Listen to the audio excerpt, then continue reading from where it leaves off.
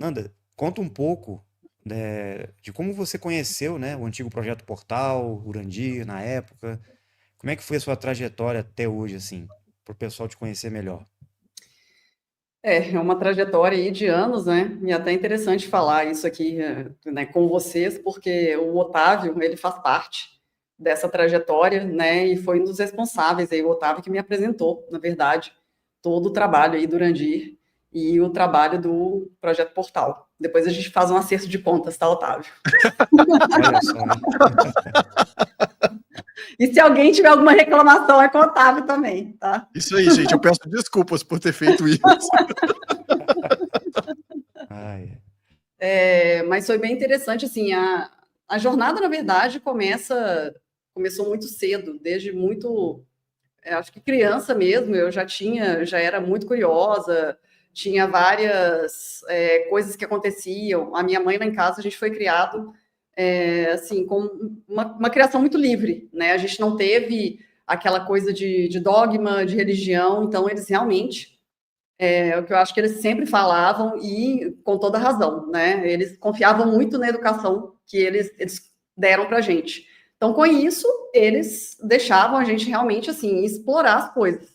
É claro, né, que mãe e pai ali sempre de olho, mas eu já venho de uma família que foi muito assim, começou a trocar muitas coisas. Né? A família do meu pai é uma família mais católica, tradicional mesmo. A minha mãe, quando ela né, pequena, era católica, mas é uma história interessante porque a bisavó, né, a avó da minha mãe, ela se tornou espírita.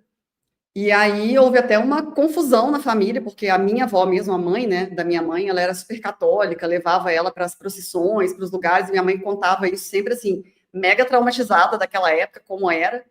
E minha mãe sofreu muito essa influência da minha bisavó. E minha mãe, né, desde nova, se interessou pela doutrina espírita. Acabou que a minha avó, né, se tornou espírita também. E quando eu comecei essa jornada toda no Projeto Portal, eu já vinha procurando algumas coisas. Eu já tinha muita curiosidade quando falava de chakras, de aura, essa coisa de poder mental, tecnologia mental. A gente conseguir acessar passado, presente e futuro, como as coisas funcionavam, como o universo funcionava, essa coisa que todo mundo fala, o universo conspira a favor. Como é que você faz isso? Né? O que acontece? E foi uma época interessante porque eu já vinha uma busca, a minha mãe começou a também frequentar alguns lugares, aí a gente começa aquela fala, né, que todo dimensional, todo diferente, vários de nós têm essa trajetória de começar a frequentar vários lugares, começar a estudar muitas coisas. E na faculdade, né, eu conheci o Otávio, e na época o Otávio, ele já tinha essa busca até, bom, né, Otávio, você pode falar melhor do que eu, mas o Otávio estava começando já a ter contato com outras pessoas que acabaram, né, com que ele chegasse até o Urandir. Nessa época, né, a gente conversava muito, falava muito sobre esses assuntos todos, que eram assuntos de interesse. Ele era a pessoa, assim, mais próxima que eu tinha, que era interessada também nas mesmas coisas. E uma coisa muito assim, né, eu acho bem, sempre eu falo, é muito interessante ver como as coisas, assim, se encaixam, porque a gente formou em engenharia mecatrônica, nós dois formamos juntos, né, e você vai pensar assim, pô, o pessoal da engenharia é um pessoal mega cartesiano, né, mega assim, sistemático, a gente mexe com cálculo, a gente mexe com muita coisa racional o tempo inteiro. E isso realmente acho que foi uma das principais dificuldades para mim, ver que existia todo um universo que quando você entra ali na faculdade, eles tentam te explicar que não, é aquilo ali e você tem que seguir aquele caminho ali, ponto final. Então, assim, nessa época eu tive algumas outras coisas, mas tudo foi uma coincidência, né? Eu acho que a grande a vez assim que minha mente assim explodiu realmente foi uma palestra que eu fui, eu até lembro que na época eu tinha convidado o Otávio não conseguiu essa palestra, um cara que foi lá em BH e ele começou, foi eram várias palestras que o pessoal dava em alguns lugares, e aí chamaram esse cara, e esse cara mexia com várias coisas assim, que na época eu olhava e falava assim, gente, que coisa louca, né? Ele mexia com aquelas camas de negócio de cura, tinham vários equipamentos que ele usava para fazer, mexer em campo energético do pessoal, e ele falava muitas coisas assim. O nome dele era Paulo Sack, nem sei se ele está vivo até hoje. E esse cara, eu fui escutar, fui ver a palestra dele ali, escutar aquilo, e até então, eu, apesar de ter né, a minha trajetória toda na escola, no colégio, eu estudei em colégio de freira, depois eu fui para colégio de padres, sempre muito em contato com isso, e isso gerou uma certa rebeldia também em mim, assim, eu era completamente ateia. Eu olhava aquilo e falava, gente, Bíblia é o livro da carochinha, colocaram Cristo aí, que é né, um personagem. Então, assim, eu era meio que... Eu olhava isso tudo e achava um absurdo. Era o maior absurdo do mundo, um planeta, não sei quantos milhões de pessoas pegarem um livro desses e achar que é aquilo ali, vamos seguir aquele caminho. E foi muito interessante, porque, assim, apesar de tudo, eu tinha muito contato com a Bíblia, porque eu tive uma educação muito católica e né, meu pai lia a Bíblia pra gente, na escola tinha uma parte também da Bíblia que a gente estudava, mas eu sempre estudei como um livro fantasia, né? Beleza. E aí eu lembro que nessa palestra desse cara, ele, na hora que ele estava falando as coisas lá, ele virou e falou assim, e se eu falar com vocês que Jesus Cristo, o terceiro segredo de Fátima é que Jesus Cristo era um extraterrestre? E tipo assim, quando esse cara falou isso, e eu já conhecendo aquelas histórias, né, da Bíblia, que eles contavam os milagres que Cristo fazia, era multiplicação, era não sei o que e tal, essa força que você vê que era assim, era um personagem que tinha uma força mental muito diferente de todo mundo, né? Então, quando esse cara falou isso, eu olhei e falei assim, cara, pronto, é isso aí. Eu falei assim, não é que o livro é uma mentira, não é isso. Esse cara existiu. E se esse cara fazia tudo que ele fez, eu posso fazer. E muita gente pode fazer. Só que a gente tem que correr atrás desse conhecimento. Tem um jeito da gente conseguir despertar isso na gente. É um treinamento, é alguma coisa. Né? E foi justamente a coincidência, que não é coincidência, né? A época que o Otávio já tinha tido contato com o Projeto Portal com o Urandir, e a gente começou a conversar muito sobre isso. E eu olhei e falei assim, é isso aí. O caminho é esse, deve ser, eu quero ver, né? Quando ele vier aqui, então eu vou ver a palestra dele, vou ver o que esse cara vai falar, para ver se é o que realmente eu estou procurando. E foi bem interessante, uma época que teve uma leva bem grande, ele, na verdade, o Urandir rodou o Brasil, vários estados aí, então ele fez uma palestra em BH, que eu lembro que foi uma palestra mega, ele chegava assim, ele chegou naquele dia e ele simplesmente descarregou um monte de coisa que você ficava na palestra olhando e falando assim, meu Deus do céu, o que é isso aqui? Ele ia falando de tudo, era tecnologia mental, falava dos extraterrestres, falava dos fenômenos que aconteciam, ele fazia fenômenos ali na frente. Então era uma coisa que mexia muito com a gente realmente. Muita gente levantava e ia embora, né? Eu lembro que teve uma mulher que discutiu, bateu boca com ele ali, e isso me marcou muito porque quando eu vi ela batendo boca com ele na hora que ele começou a falar de chakras, né? Que é justamente esses conhecimentos que os que estão mais arraigados na galera. A galera ela vai porque ela já tem já é propensa a isso, ela quer saber mais sobre isso, mas quando chega ali e alguém vem com um conhecimento que meio que, né, não bate com aquilo que a pessoa está estudando, a pessoa rejeita aquilo. Então isso me chamou muito a atenção, porque eu virei e falei assim, pô, esse cara ele tem um conhecimento que muitas pessoas que estão aqui não têm, ele está agregando coisas aqui, né? Então isso foi o começo, né? Quando eu comecei a caminhada, aí eu lembro que logo depois, não demorou muito tempo, a gente já foi para o nosso centro de pesquisa, né, o Recanto de Rabo, que todo mundo conhece hoje, que na época era a Fazenda Projeto Portal, e aí a gente, né, eu fiz essa primeira incursão lá, tinha outros amigos, o Otávio junto também, e aí começou, a caminhada começou por aí, acho que a primeira vez foi finalzinho de 97, foi o começo de 98. Ó, muito legal. As histórias são parecidas, né? A maioria das pessoas que estão chegando, né? Chegaram em Daquila tem histórias muito parecidas nesse sentido aí. Então, o Otávio foi o responsável pela sua chegada. Legal. O Otávio que conheceu o trabalho, acho que foi através da professora de yoga, né, a Lucia, eu não lembro direito como foi. Sim, foi isso mesmo. A professora de yoga, que era a Lucy, que dava aula de várias técnicas em Belo Horizonte, que conheceu o Urandir primeiro, e aí ele falou para ela que ela podia chamar alguns alunos no início, que antes de ter as coletivas e de ter os cursos, tinha alguns encontros que ele fazia, e aí nesses primeiros encontros, aí ele convidou a gente para participar desse curso que ele estava dando, né? E tinha a coletiva também, que ele fazia, que ele polarizava uma luz nas mãos, Acho que a Fernanda passou por isso também, né? Sim. Polarizava a luz nas mãos e aí ele tocava na pessoa, passava aquela luz para a pessoa para que a luz ficava viva nas mãos da pessoa. Eu tô rindo aqui porque eu lembrei que uma vez eu cheguei, eu tava com muita dor na região abdominal, e eu falei com ele, ô, Nadira, eu tô com muita dor aqui e tal. E aí eu acho que eu tô com alguma coisa grave no intestino. E aí ele olhou assim pro meu campo e começou a mexer e jogar um monte de luz assim em mim. E aí na hora que ele olhou, ele falou assim, ué, mas isso são só gases. Nossa, gente, é o mico, né? Ai, Que vergonha, que vergonha. nossa. E aí vocês foram para primeiras atividades lá em Havalon, né? Na fazenda. E muitas coisas aconteciam. O pessoal relata que ocorriam muitos fenômenos que hoje não acontecem com tanta frequência, né? Era bem forte assim as experiências que o pessoal das antigas, né? O Felipe conta também, a galera que estava desde o início lá junto com o Ura, né? Conta um pouco dessas experiências que vocês tiveram lá, assim, naquela época. Como é que foi assim? Eu acho que o que difere muito, naquela época, a gente via muito mais fenômenos no céu. Era bem interessante porque a gente ficava, a maioria, né? Não tinha ainda os alojamentos, não tinha nada, então eram as barracas. E a gente ficava com virado, né? A porta a entrada da barraca virada para o morro do Rockstar e só com a tela fechada. Então, assim, era a noite inteira, era coisa muito impressionante. Você via aquelas bolas que parece que saíam, bolas de luzes, né? Que saíam ali daquele morro, andavam, outras que chegavam ali, entravam ali. E muitas coisas assim, no céu era muito, muito movimentado.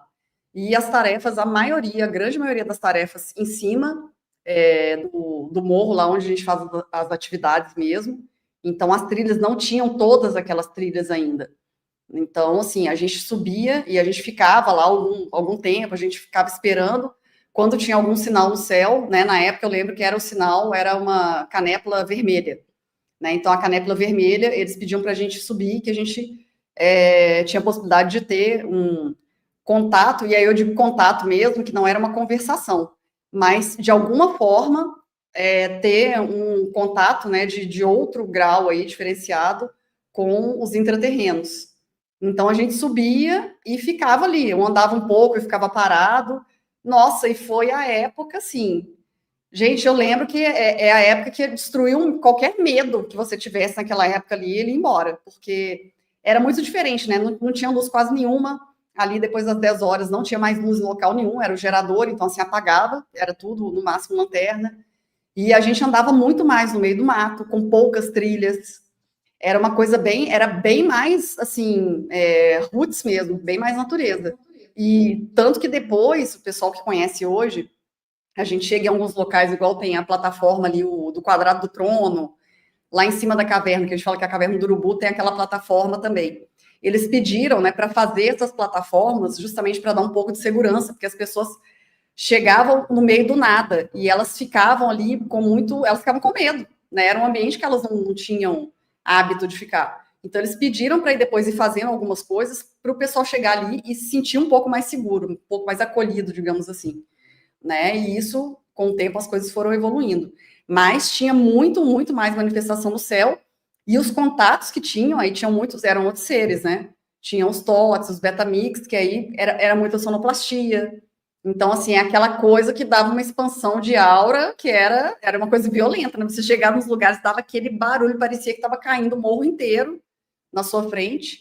Então, assim, a gente passou lá por várias situações e vários testes mesmo, que hoje a gente, para a gente tranquilo, a gente nunca acostuma, né? Eu gosto muito de falar assim, o pessoal acha assim, vocês acostumaram, não, a gente não acostuma, porque são frequências, você consegue hoje captar aquela frequência, você sabe o que é, mas são experiências bem diferentes mesmo. Gente, E é uma época que, Uhum. como a Fernanda falou, a gente só tinha as barracas ali, tinha acho que um banheiro, um vaso sanitário e 2 chuveirinhos.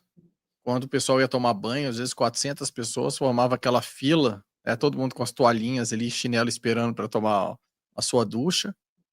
Dava 6 da tarde, ligavam o gerador, dava 9 da noite, desligavam. né? E as tarefas com chuva ou com sol elas aconteciam. Então tinha tarefa que durante o dia, meio-dia no sol, a gente estava lá rachando no sol. Se chovesse aquela tempestade, a gente continuava na tempestade e muitas vezes terminavam de manhã, né? Teve uma vez que o Urandir ia passar pelo grupo para olhar alguma coisa na testa da gente que não era simbologia. Eu lembro que a gente ficou ali a noite inteira em pé, todo mundo conversando. Quando ele foi passar, já eram umas 4h, 4h30 da manhã que ele chegou na gente, né? Então, assim, muitas vezes acabava o último dia, sempre a gente voltando, desmontando a barraca, entrando direto no ônibus para ir embora, porque não dava tempo de dormir. Né? Então, assim, era uma intensidade um pouco diferente, mas não estou dizendo que era melhor, não, tá, gente? Quero deixar isso bem claro. Tô dizendo que era diferente, né? Porque hoje as coisas são diferentes, não significa que elas ficaram mais fáceis ou que elas pioraram ou melhoraram. Significa que a realidade de hoje, ela é adaptada à frequência de hoje, ao nível consciencial das pessoas de hoje. Né? A gente chegou ali e a gente precisava de se burilar também, né? Olha quantos anos que a gente está ali, né? Desde 97. Tem gente que chega hoje praticamente pronto, já participando de tudo, né? Então tem, para o pessoal entender isso, que ter chegado antes, às vezes, é uma necessidade de você se burilar também. Naquela época, a propagação que o Urandir fazia estava muito focada na ufologia, no trabalho da energia, energização, né? E muita gente se aproximou interessado nessa questão extraterrestre e tudo mais. E na época lá, como é que era assim para vocês? Eu pergunto assim porque muita gente tem essa curiosidade, né? Comparado com hoje, quem está chegando hoje em Dáquila, né? Tem um prisma muito mais amplo assim de ações, né, que Dáquila realiza, que o projeto, que não é mais projeto, se concretizou. Mas naquela época era estritamente essa parte mesmo do chamado para ter um fenômeno, um contato, uma experiência extraterrestre, movido por essa divulgação que o Urandir fazia, né? Como é que, para vocês, é olhar para trás, assim, né, e comparar os dois momentos, hoje e naquela época? Na verdade, eu acho assim, ele sempre não teve uma mudança tão grande, não. As pessoas sempre vieram por motivo de saúde, vieram justamente por causa dos fenômenos, por causa dos extraterrestres. Alguns vieram até por causa de problemas emocionais, né? Querendo encontrar uma pessoa compatível, alguma coisa assim, e alguns para resolver a vida financeira. Então, desde aquela época já era assim. Né? Então, se você for olhar, realmente, não teve uma grande diferença. Quando a gente ia, na verdade, assim, era, né? Se você vê a primeira palestra dele, ele mostrando lá os seres, falando, mas ele falava muito dessa parte do autodesenvolvimento, porque a primeira coisa que ele falou quando a gente entrou lá é o seguinte: você ser paranormal não é um dom, é um desenvolvimento. Então, hoje eu faço o que eu faço porque eu me desenvolvi. Então, desde o começo, ele deixou isso muito claro. Quem vier comigo e quiser se desenvolver, vai ter o desenvolvimento e vai chegar uma época que vocês vão falar com esses seres. Né? Hoje eu falo e vocês vão falar também, que é o que acontece hoje. Na época, era uma preparação diferente, né? Realmente tinham as pessoas aí que já eram apontadas e eram preparadas para isso, só que a gente tinha outras tarefas também, justamente para aumentar essa carga que a gente fala, né? Essa carga energética, carga vibracional, que foi a fase, né? A gente teve plasma, a gente teve a fusão. Né? Fusão, a gente deitava no chão e uns dos lados dos outros, assim, e a gente passava como se fosse uma corrente, só que não tinha fio, né? A gente levava uns choques. O plasma, tem vários vídeos aí que mostram, né, aquela luz entrando, né, ou saindo pela nossa cabeça. Tiveram as placas, né? Então teve uma galera que pegou a placa física, né? Eu vim da leva que pegou a placa dentro da caverna, mas a placa plasmada. Então eram várias tarefas direcionadas, além da simbologia, frequência de onda, tinha a descendência, que hoje, né, a gente também não precisa fazer mais isso, e a pedra materializada, né? Muitos de nós aí do começo a gente tem a pedrinha materializada, a pedra discoide materializada. Ouro materializado, a gente tem também, né, quem entrou nessa época e muitos têm aí guardadinho o ouro que foi materializado. Então, assim, a gente vê que eram tarefas que foram preparando a gente para chegar onde nós chegamos hoje. E realmente é uma coisa que você vê como é que se propaga esse campo eletromagnético nosso, depois que ele expande, vai se propagando. Porque antigamente você ia para lá, só se tirava simbologia e frequência de onda lá na fazenda, lá no Recanto de Rábano. E depois de um tempo, foi uma coisa que assim, a gente às vezes não percebe muito, mas aí você vai e fala assim, opa, peraí. Aí, de repente, ele está num seminário, já em um lugar, e ele vira e fala, a gente vai tirar simbologia. Aí você vê, alguma coisa mudou. Né? Por que mudou? Porque gerou essa massa já, né, dessa vibração, tanto que é muito legal, o Urandir, né, nosso presidente, ele fala muito, né, que os nossos associados são as nossas pérolas. E onde nós estamos é o que eles falam, né? Onde vocês estiverem, isso faz parte do acordo dele também, e do acordo que nós todos estamos juntos. Né? Onde a gente estiver e a gente olhar para o céu e precisar da presença deles, eles vão aparecer, eles estarão lá.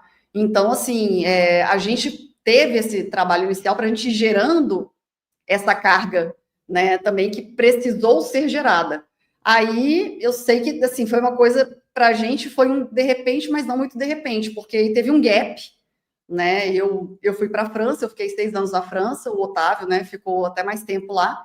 Então, assim, quando eu saí daqui, tinham esses trabalhos voltados para essa preparação nossa, né? Então, a gente conseguir manter essa frequência, manter essa carga onde quer que a gente fosse. E a gente foi para outro país, nós ficamos lá um tempo, e enquanto a gente estava lá, que a gente começou a ver as mudanças.